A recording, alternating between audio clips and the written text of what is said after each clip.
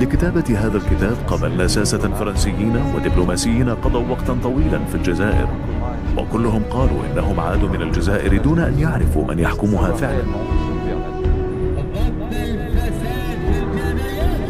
نظام غير شفاف، نظام ضبابي استغله الكثير من ما يسمى برجال أعمال لبناء إمبراطورية مالية.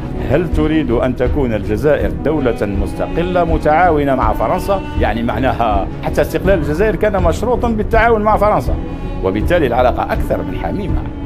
خارج النص، الأحد في 7:30 مساء بتوقيت مكة المكرمة.